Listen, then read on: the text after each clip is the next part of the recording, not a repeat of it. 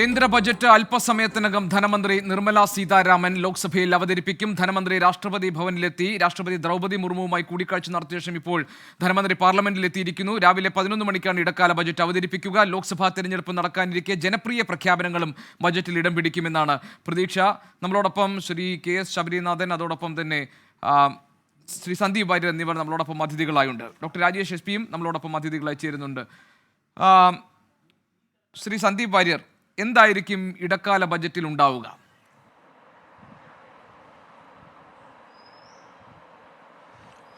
അല്ല, ഇടക്കാല ബജറ്റിൽ പ്രധാനപ്പെട്ട തരത്തിലുള്ള പുതിയ പദ്ധതികളുടെ ഒന്നും പ്രഖ്യാപനം തെരഞ്ഞെടുപ്പ് കമ്മീഷൻ്റെ കോഡ് ഓഫ് കണ്ടക്ട് പ്രകാരം തന്നെ സാധ്യമല്ല. കാരണം ഇത് സർക്കാരിൻ്റെ അവസാന ബജറ്റാണ്.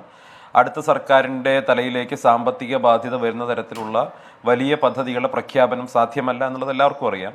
നേരത്തെ സൂചിപ്പിച്ചതുപോലെ വോട്ട് ഓൺ അക്കൗണ്ടാണ്. അപ്പോൾ സ്വാഭാവികമായിട്ടും അടുത്ത കുറച്ച് ദിവസത്തേക്കുള്ള അടുത്ത സർക്കാർ വരുന്നത് വരയ്ക്കുള്ള വരവ് ചെലവ് കണക്കുകൾ അവതരിപ്പിക്കുക എന്നുള്ളതാണ് സാധാരണഗതിയിൽ ഇടക്കാല ബജറ്റ് കൊണ്ട് ഉദ്ദേശിക്കുന്നത്. എന്നാൽ പോലും നിലവിലുള്ള പദ്ധതികളുടെ വിപുലീകരണവും സ്വാഭാവികമായിട്ടും എല്ലാവരും കാത്തിരിക്കുന്നത് പോലെയുള്ള ചില സാമൂഹ്യ സുരക്ഷാ പദ്ധതികളുടെ വിപുലീകരണവും ഒക്കെ തീർച്ചയായിട്ടും പ്രതീക്ഷിക്കുന്നുണ്ട്. അതിലുപരിയായിട്ട് കഴിഞ്ഞ 10 വർഷക്കാലം നരേന്ദ്രമോദി സർക്കാരിന് കീഴിൽ രാജ്യം നേടിയിട്ടുള്ള വലിയ തോതിലുള്ള വികസനത്തിൻ്റെ, സാമ്പത്തിക മുന്നേറ്റത്തിൻ്റെ ഒക്കെ ഒരു നേർചിത്രം ഈ ബജറ്റിൽ നമുക്ക് കാണാനാകും എന്നുള്ളത് തന്നെയാണ് ഞാൻ പ്രതീക്ഷിക്കുന്നത്. പ്രത്യേകിച്ച് കഴിഞ്ഞ ദിവസങ്ങളിൽ പുറത്തു വന്നിട്ടുള്ള IMFൻ്റെ റിപ്പോർട്ടുകളടക്കം സൂചിപ്പിക്കുന്നത് രാജ്യം വലിയ മുന്നേറ്റമാണ് ഈ വരുന്ന വർഷങ്ങളിലും സാമ്പത്തിക രംഗത്ത് കാണാൻ പോകുന്നത്. പ്രത്യേകിച്ച് IMFൻ്റെ ഒരു പ്രൊജക്ഷൻ അനുസരിച്ച് ഈ വർഷം അത് 6.7% GDP ഗ്രോത്ത് റേറ്റ് ആയിട്ട് അവർ പ്രൊജക്റ്റ് ചെയ്തിട്ടുള്ളത്. വരും വർഷങ്ങളിൽ അത് 6.5 ആയിട്ടോ 6.4 ആയിട്ടോ ഒക്കെ ഉണ്ടാകുമെന്നുള്ളത് തന്നെയാണ് IMF പോലും പറയുന്നത്. നമ്മുടെ കണക്കുകൾ പറയുന്നത് 7% അല്ലെങ്കിൽ 7% മുകളിലേക്ക് ഈ വളർച്ചാ നിരക്ക് പോകുമെന്നുള്ളതാണ് പറയുന്നത്. സ്വാഭാവികമായും ലോകത്തെ ഏറ്റവും വേഗതയിൽ വളരുന്ന സാമ്പത്തിക ശക്തിയായി ഇന്ത്യ തുടരുകയാണ്. വലിയ മുന്നേറ്റമാണ് രാജ്യം ഉണ്ടാക്കിക്കൊണ്ടിരിക്കുന്നത്. തീർച്ചയായിട്ടും IMFൻ്റെ തന്നെ കഴിഞ്ഞ മാസം വന്ന റിപ്പോർട്ടിൽ പറയുന്നത് ലോക GDP വളർച്ചയിൽ 16% സംഭാവനയും ഇന്ത്യയിൽ നിന്നായിരിക്കും എന്നുള്ളതാണ്. ലോകത്തിലെ ഇന്ത്യ സ്റ്റാർ പെർഫോമർ ആയിരിക്കും എന്നുള്ളതാണ് IMFൻ്റെ റിപ്പോർട്ടിൽ പറയുന്നത്. അപ്പോൾ സ്വാഭാവികം ഇതെല്ലാം നമ്മുടെ രാജ്യത്തിൻ്റെ മുന്നേറ്റത്തിൻ്റെ വലിയ ഉദാഹരണങ്ങളായിട്ട് നമുക്ക് ചൂണ്ടിക്കാണിക്കാൻ സാധിക്കും. ആ മുന്നേറ്റത്തിന് ഏറ്റവും അടിസ്ഥാനപരമായ കാരണം എന്ന് പറയുന്നത് നമ്മുടെ അടിസ്ഥാന സൗകര്യ വികസന മേഖലയിലും ഒപ്പം ഡിജിറ്റൽ ഇൻഫ്രാസ്ട്രക്ചറിലും ഇന്ത്യ നടത്തിയിട്ടുള്ള നിക്ഷേപവും അതിൻ്റെ വിപുലീകരണവുമാണ്.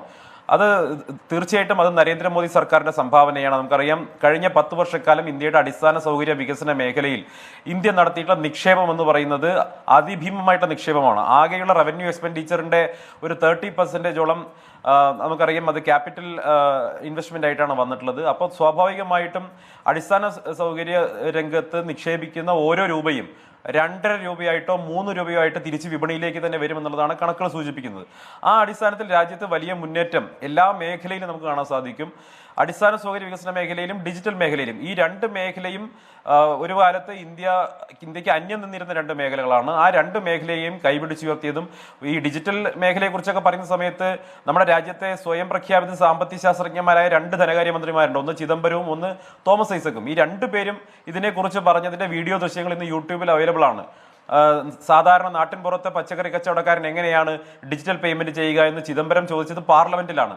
തോമസ് ഐസക്കും ഇതുപോലെയുള്ള മണ്ടത്തരങ്ങൾ വിളിച്ചു പറഞ്ഞിട്ടുണ്ടായിരുന്നു. അപ്പൊ ഈ 2 സ്വയം പ്രഖ്യാപിത സാമ്പത്തിക ശാസ്ത്രജ്ഞന്മാരും പ്രവചിച്ചത് തെറ്റായിരുന്നു എന്ന് ഈ നിമിഷം തെളിയുകയാണ്. കാരണം ഡിജിറ്റൽ ട്രാൻസാക്ഷൻ രംഗത്ത് ഇന്ന് ഇന്ത്യ ലോകത്തിലെ തന്നെ 40%-ലധികം മാർക്കറ്റ് ഇന്ത്യയിലാണുള്ളത്.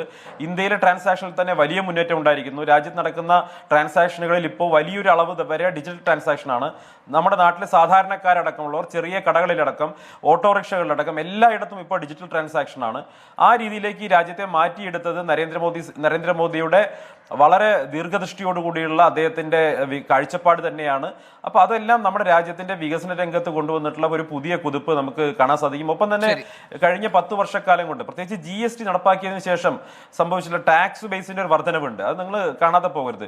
ഇപ്പൊ ഈ കഴിഞ്ഞ ദിവസം പുറത്തു വന്നിട്ടുള്ള കണക്ക് തന്നെ റെക്കോർഡ് കളക്ഷനാണ്. 1,72,000 കോടി രൂപയിൽ GSTയിൽ ഈ ജനുവരി മാസം പിരിച്ചിരിക്കുന്നത്. അപ്പോൾ അത് കഴിഞ്ഞ 2023 ജനുവരി മാസമായിട്ട് കണക്കാക്കുന്ന സമയത്ത് 10%-ലധികം വർധനമാണ് കഴിഞ്ഞ ഈ 2024 ജനുവരി മാസത്തിലെ GST കളക്ഷൻ ഉണ്ടായിട്ടുള്ളത്.